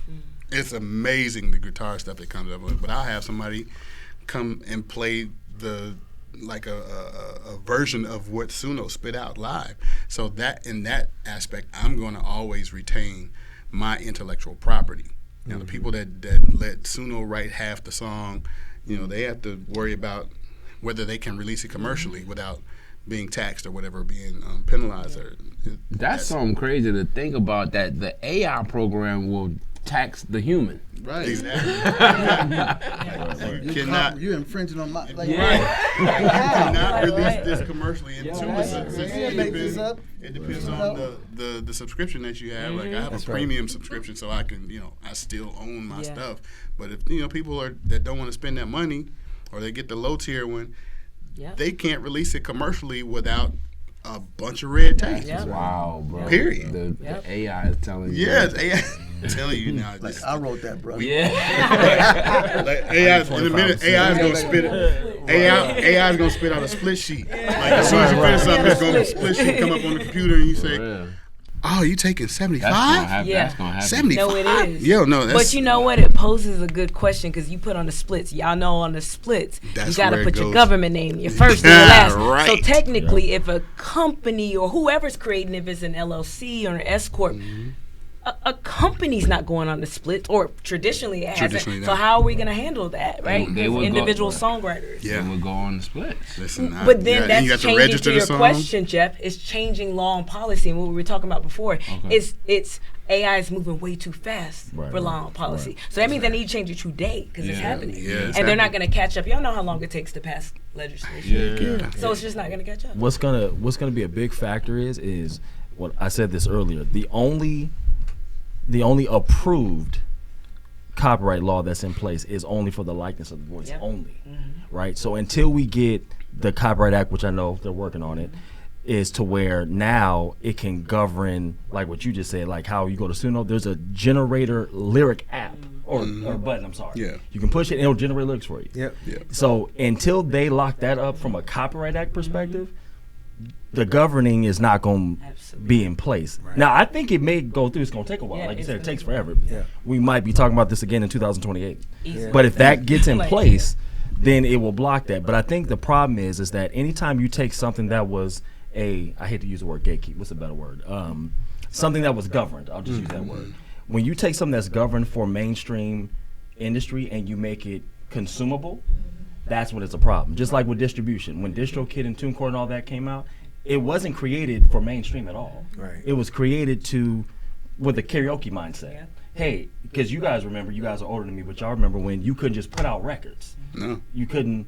No, you had to. you have to have an account. You had to have TuneCore and all connection. the- I know somebody at Koch, or I know somebody at so they can get us a distribution deal. Yeah.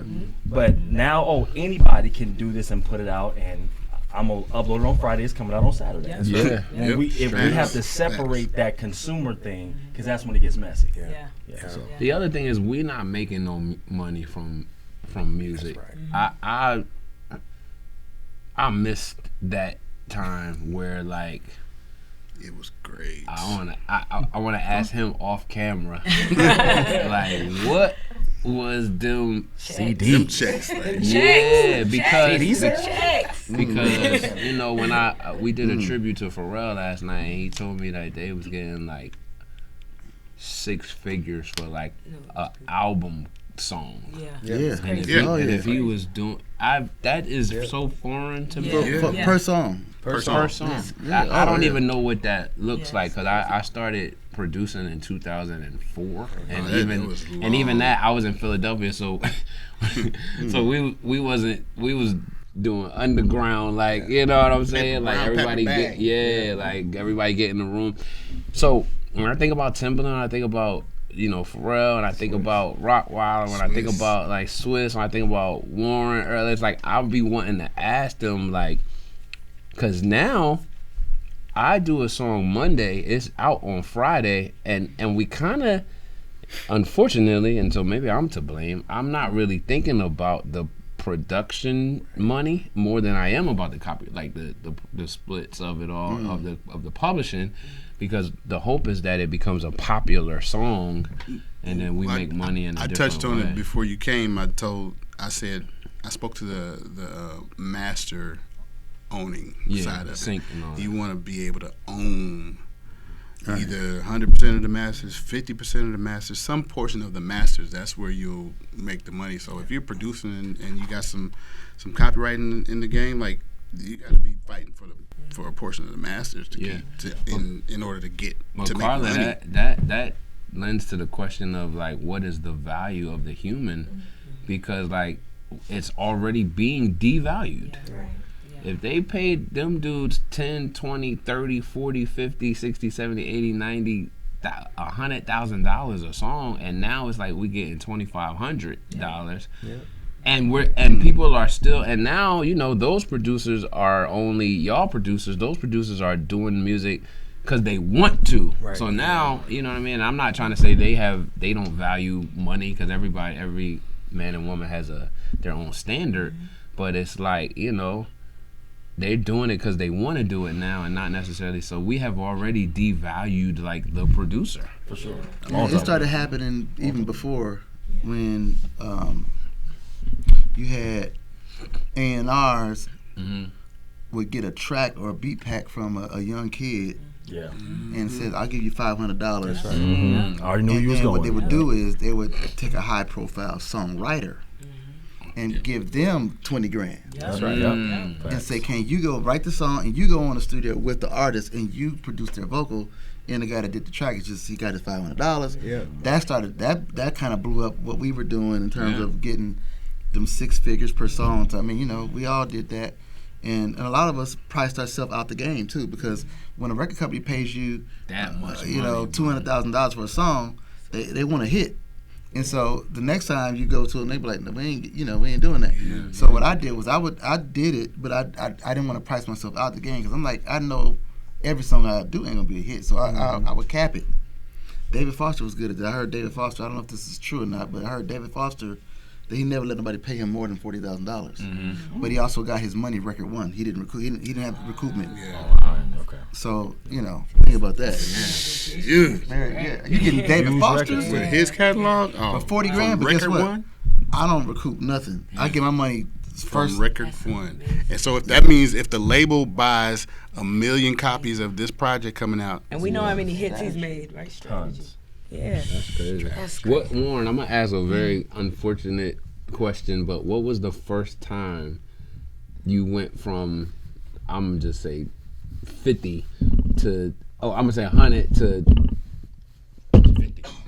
Yeah, like what was the art, like, you know, like, and it probably what, you know, I don't know if it was a big artist or a small artist or whatever. When the decrease? Yes. Oh. Can you remember that moment, like the one moment where you like the game has changed? Well, I'll put it to you this way. I remember the moment that, you know, they tried to do that. I just never accepted it. To this day, I've never let nobody pay me lower than a certain amount. Yeah. Just not gonna do it. I'm just gonna make, okay, I'll just, because my price is my price. What's only gonna take you, man, you did that beat in 10 minutes. No, you're not paying for that 10 minutes. You're paying for the 30 years that it took me to learn to do that. So, you know, so I'll pivot and do something else. But I've never allowed, but I still have clients that will still pay me them. Yeah. You know. And you got stuff that you do on the strip because you. There's certain things I do because I just want to do it. Yeah. That ain't even got nothing to do with money. So it's just like I'm just doing that. But like when it comes to like I'm trying to Being hired. Being hired, I'm like, no, you're gonna pay me this. Or here's the thing. I'm like, I can't do it. Yeah. Or what I've been doing now is giving certain things to my son. Yeah. Like he just did a commercial. Like I'm like, you ain't gonna pay me that $7,500. My 15-year-old boy got it. Yeah. You know what I'm saying? So he I'm like, do this track. And guess what he got, y'all? The same name.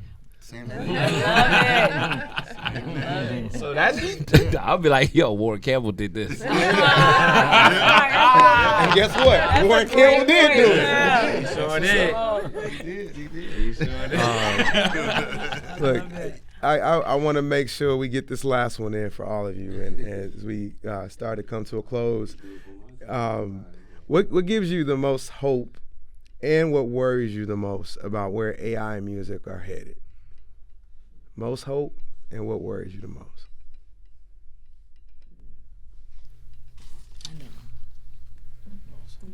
That's a good. Hope? I have much more worry than hope.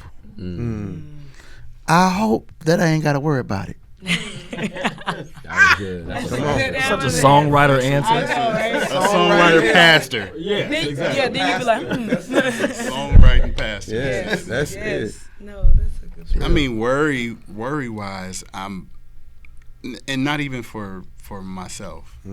I just told somebody I know what your fear word for- should be. If I type in Eric Dawkins BGVs and they start sounding like you, Yeah, that's gonna be a we problem. screwed. Now that you've said that, now I guess That's I a got that big to worry. But I think Nobody's as good Yeah. as Yankee Dawkins. whatever. For me, I told somebody the other day, I feel for musicians more than anything. Like musicians that music is their bread. That's their lifeline. This is what they do. Like, especially I have a lot of guitar playing friends that are amazing at what they do. But these apps, these programs are learning. They're learning the Jubus, the Agapes, the Eric Walls, the Chris Paytons. They're learning all these cats that are doing it, and it's getting close. Wow. It's not there. They haven't been able to duplicate it, but it's close enough to where the average listener won't know. And that's my worry, that it'll get to a point where, these young ones that are coming up doing beats and stuff and trying to produce are not going to call the guys that created that, and they'll suffer for it. Yeah. That's one of my biggest worries, just the musician not being able to make a living off of what they've been doing for the last 20 years. I think that the game, you have to, as a musician, I'll speak, that we got to pivot. We have to become valuable in other spaces. And that's more, I'm trying to give somebody knowledge, but it also is sad a little bit because not everybody has this skill set to pivot. You know what I'm saying? So I'm hoping that, I try to go to schools, and I spoke at several universities. They hate to see me coming now because I'm just kind of like, yo, the day of learning or getting a jazz degree, you can't just do that. You know what I'm saying? You got to go intern at a studio and learn how to work the board and learn these programs and learn how to prompt AI to make your stuff better so that you are an asset and not a liability. And so I think the worry is, exactly what Eric said is, are you able to pivot? And some people over 35 may not be able to pivot. You know what I mean? And that's they just don't have the will to. Yeah. It's also hard. It ain't easy to learn. Like, you know what I mean? It's in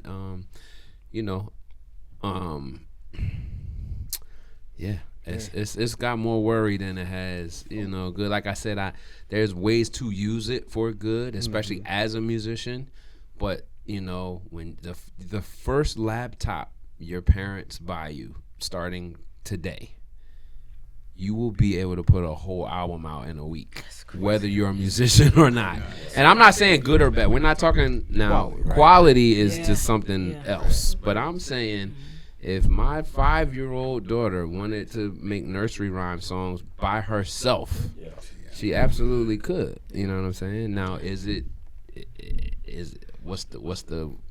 live bass on it? Is it a drum set? Is it with a Neumann? Is it got the delay that she want? Probably not, but the capability is there. You know what I'm saying? And so, and then now good is relative to the current listener's ear, because we've all heard bad songs that are to the moon. 8 times platinum. And in defense of them, we've all made.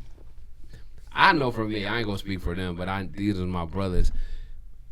I'll have a song that'll be like, that's the one, and the label or the artist will pick the complete other joint, and I'll be like, come on. No, I'm like, yo, no, it's this one. They be like, creative no, process, it's though. It's the creative process. I ain't gonna hold you. My biggest selling song of all time, I don't mind saying this, is I did a song called "Hate on Me" by Jill Scott, and I made that in my kitchen in GarageBand. Wow. And it was I was just trying to get the idea out of my head. And then it was like this horn sample, man. I was like, oh. And then I put live horns on it and brought the band in. And it was like, no. Yeah, we want the yeah. No, honestly, so the version that ended up on the thing, I just enhanced a little bit because I personally couldn't let it go. Yeah. But I don't know how much that's helped happen to y'all, where it's like the demo all the time. Yeah. Listen, I've done so many records. We talk about the Clyde Party. Yeah. First one was the Luther Vandross, "Take You Out Tonight." Excuse me, miss. So we did that at this little studio at my mom's house, in my mom's basement. And Harold Lilly, who wrote the song, the lyrics with me, he's singing the backgrounds. We sent that to be mixed by 4 or 5 different guys. I'm talking about top tier guys. Which is also now checks and money Right. going out. A lot of money. Clive is spending, but he keeps going back to my demo. The demo. He's like, this sounds now. Back then we were using a console called a Yamaha. No, Q45. nope. You almost had it. I can't remember. That's why I'm like, Oh, okay. Yamaha, whatever it is. But DJ Quick, who's my mentor, he came over there to my house and programmed a exciter, compander, compressor thing on my stereo bus. He said, anytime you want to get a song to pop, just pop that on the stereo bus. Right? Something 24. Is it Yamaha something? Oh yeah. I know what you're talking about. I had 2 of them in there. Yeah, C24. Nope. No. Dang. It's going to mess me up. Anyway, so I did that, and nobody could match that sound because it's just something that DJ Quick programmed on this thing. And I don't even know why it sounded like that. It's just, that's the record. Wow. The record is just that, my demo With him on top. with Luther on top. Like, just, you know. Wow. That's wild, bro. And that's the version that went out. That's the that we version. all- That's the version everybody knows. Yeah. Wow. Yeah. Yeah, we do all these things to, and it's kind of their fault too, because I learned from Warryn Campbell, Rodney Jerkins, like them is my we do all this. Shout out stuff. to RJ. Yeah, and just Big Shiz and Harold Lilly. It's like I'm doing all this stuff to emulate, and just like to hear stories like that. I'm like, that ain't what it sound like. Right. I I bought a tube tech. Yeah. I needed this. No, I mean, but sometimes you got to realize you did this. We're talking about being human. Yeah. Right. So using your garage, on garage band, but it was your hands. Yeah, no, for it was sure. your Thought process. it was your feel, Swag your line, swag. yeah. So it don't matter what you were on. Like I've watched Pharrell make beats before. Yeah. He be like, you don't use that sound? Stock sounds. Yeah, Just the stock sound. Like when you listen to grinding, Chord Triton that's the the second- that's either the- the Triton or or the Trinity. or the O1W. O1W. Oh, O1W. Okay. Okay. And even the triangle, the hi hat, the kick, Out it- the device. out the doggone thing. Yeah, workstation. Yep. And also the second patch when you turn the keyboard on. Yeah. Like, you watch Jam and Lewis talk about like Jam Lewis, I don't want to create no sounds. Like I want to open up the box and be inspired with some sounds coming out the keyboard. And they were playing that stuff with Janet all the way down the track. Like just Never stop. nothing programmed, just like I said. Crazy. Because they're musicians, they want to play. Right. Crazy. I'm a musician, I want to play. Yeah. Yes, Suno can create it for me. I love playing. I want to play it. Yeah. I don't even feel like I did it if I didn't play it. You know what I mean? So, my hands, man. Yeah. For sure. I was about to say, y'all might have touched on this already, but we can all have the same tools That's right. and build something different from the same tools. Yep. Like I'm my Yamaha O2R, sorry. Okay. Oh yeah, you had 2 of those. That's two of those, yeah. I remember Yeah. I got a lot of my inspiration from emulating the people that I listen to. Yeah. Sure. But I had the sounds that Pharrell had, and I couldn't do what Pharrell did. You know? Yo. I never had a problem with giving people my sounds. Like, you can have It's it, like, but it's not yo, gonna sound when, like you what I know, did. you listen to them joints, and I was like, I'm going to buy a Yamaha O2R. I'm going to buy a Trinity, and then you get the stuff, and you like. Because it's their brain, it's their It's swag. in our hands. I got have guitar player and bass player friends. It don't matter what instrument they pick up. Yes. I feel I'm one of those people. I don't care what I play. I know it's in my hands. Yeah. I'm gonna make it sound like me. Right. You know Something like what I'm saying? Juba would go, I said, well, what guitar you going to play? He go, doesn't matter. Doesn't matter. Case in point with the sounds, DJ Quick, again. Yeah. When I was still just a session guy, right? I was sitting in the back of the room because, he'd be playing the music loud, all the guys, all the homies being there, partying, drinking. Oh, this is great. Then he'll say, okay, now I got to create the next joint, put it down on the small speakers, start going through the crates and doing it, and everybody would leave. Wow. I'd be in the back of the room just watching, like, and I see him put all the stuff into this little box, which I now know is a MP62, Yeah. and I'm seeing him do that. I'm like, whoa, so he'll leave the room. I'll walk up there and just hit the pad like, yo, what is that? So I wrote it down, Akai MP62. I went to the recycling newspaper, bought it, came back to Quick, said, yo, I bought one of them, the drum machine you got. He said, what? He scrunched his face up. So I thought he was upset. He was like, he walked out. I'm like, oh, shoot. Like, I done made him, like, what'd I do? But he came back like 2 minutes later with a briefcase, an Anvil metal briefcase, and opened it up. It's all these floppy disks with all his sounds, all his records. Gave it to him and said, take this home. Come on. And copy the sounds. And he said, bring it back, I'll show you how to work it. I said, you gonna give me your sounds? He said, you're never gonna use these sounds how I use them. That first Mary Mary album, that whole album, it's all DJ Quick drum sounds. All of it. You know what I'm saying? So like if you listen to the break, that came from the Fatback Band that he sampled on If It Don't Make Dollars, It Don't Make Sense. But when you listen to his joint is so funky, by the way. But it's the same drum, but they're two totally different. They're almost the same tempo, and he knew I used it. He knew the tempo. He looked at the vinyl. When I got the vinyl back, the box of vinyl for Shackles, Quick came to my studio, came to my mom's house. He took the vinyl, looked at it, and he told me what the BPM was by looking at the vinyl. I said, what?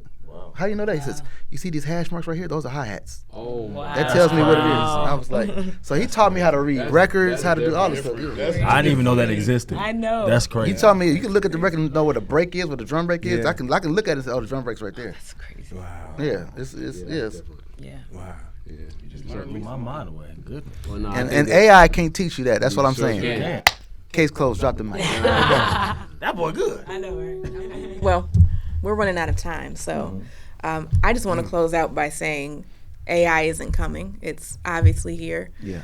The question is whether the music industry is going to act passively or with intention.